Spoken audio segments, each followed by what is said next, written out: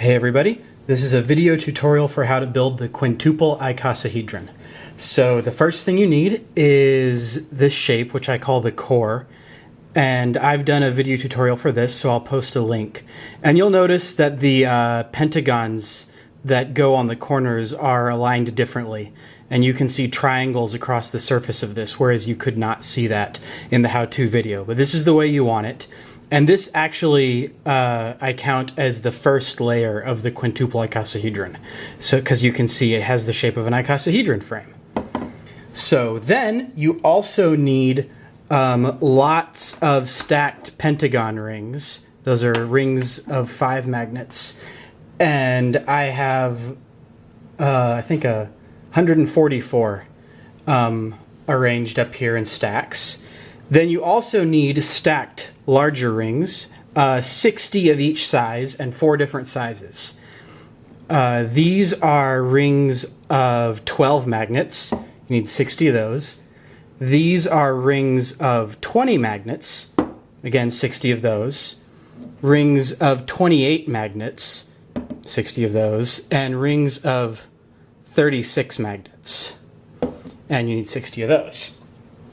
So, to build this thing, I'm going to go ahead and move these off to the side for now and only worry about the rings of 12 magnets for the moment. You take your core and you take 24 of these stacked rings of 5 and you'll go ahead and cut them up into 12 stacks of 2, just like that.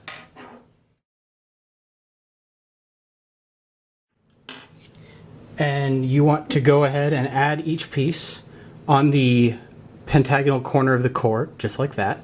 You do that to all 12 corners.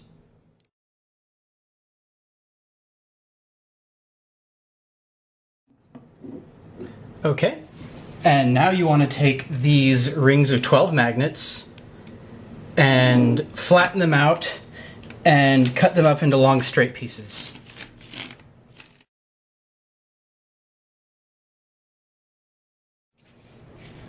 Okay, and you can see that I've also laid out 12 pentagons.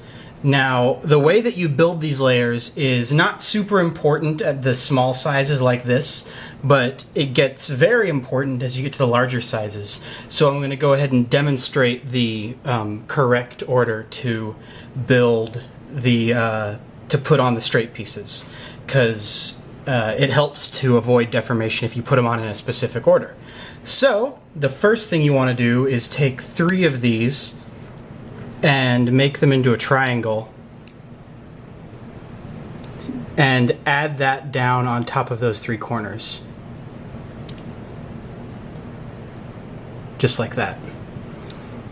Then what you want to do is add straight pieces on until you've totally completed these 3 vertices of the icosahedron.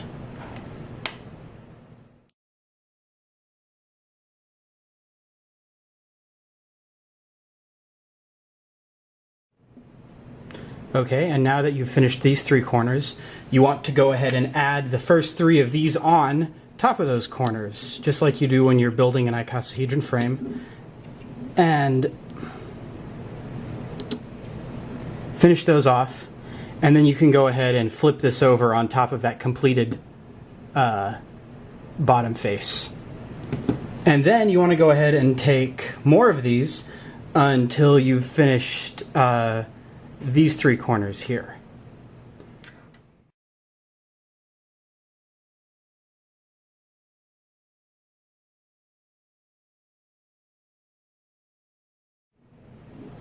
And again, now that you have 3 completed corners, you go ahead and put 3 pentagons on the one you've just completed. And the important thing to note here is just that you are adding pentagons on as you complete corners, and you're trying to complete corners in a kind of symmetrical fashion, because that will keep the whole thing from deforming, especially once it gets very large. So then you want to add more until you've completed these next 3 corners.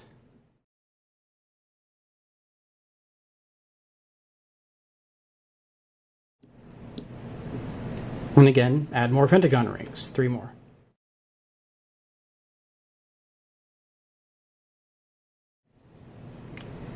And finally, you can finish it off the same way that you started it by making a triangle and then adding that down on top.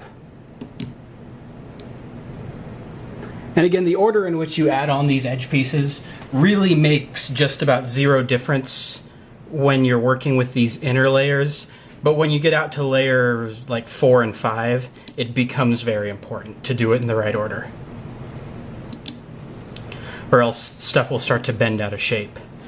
Okay, and that is how you add on the next layer. And then you want to go ahead and take 24 more pentagons and kind of repeat the same process over again.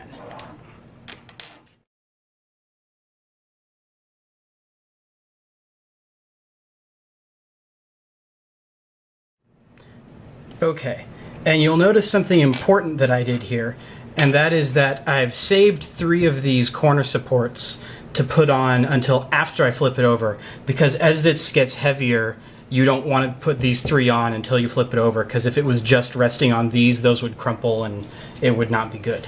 So then you take your stacked rings of 20 magnets and you do the exact same thing that you just did with layer 2, and now you make layer 3.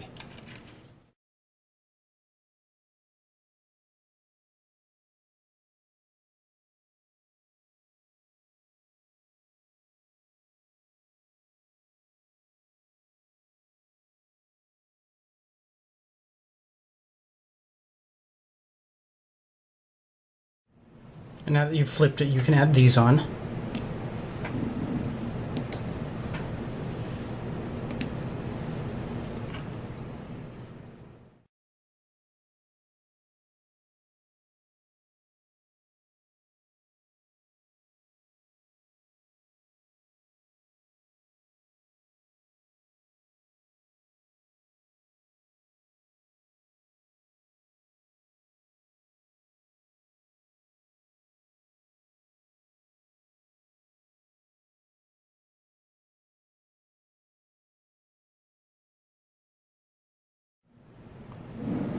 Okay, and that's layer 3.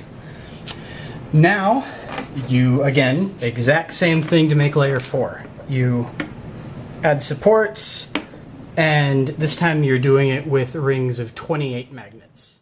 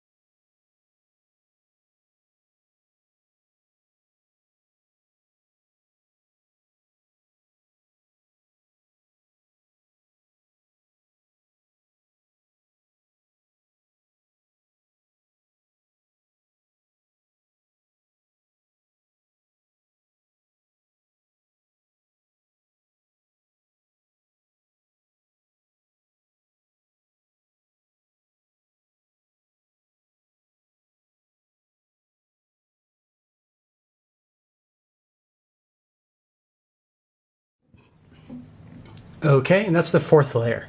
And if you've made it this far, you're probably starting to see how important it is to follow the routine that I showed you for layer 2. But again, exact same thing for layer 5.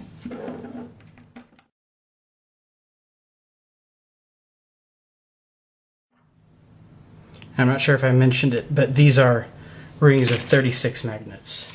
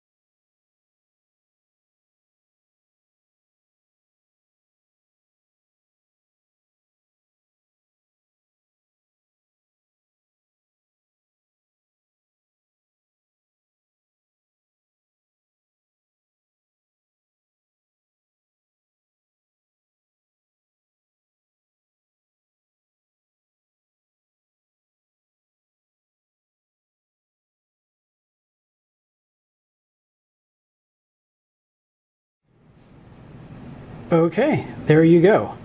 That is the quintuple icosahedron. Really big shape. Although for the size, it's pretty sturdy. And I'm not going to smash it just yet because I have more magnets now than I did last time I built this. So I have these rings of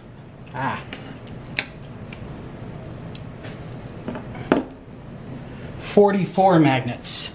And I'm going to see if I can't go for 6 layers. So we'll see how this works out.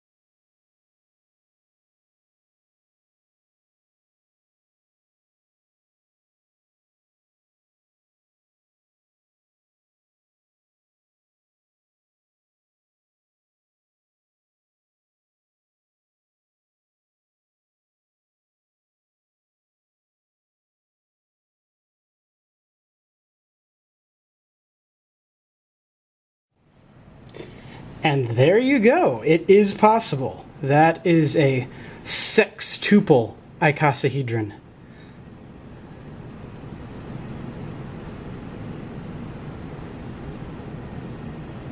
This thing is like the size of a basketball. I'm going to get some pictures of it before I smash it. I'll be back. Okay, I'm back. Snapped a couple pictures, and now I'm ready to smash it.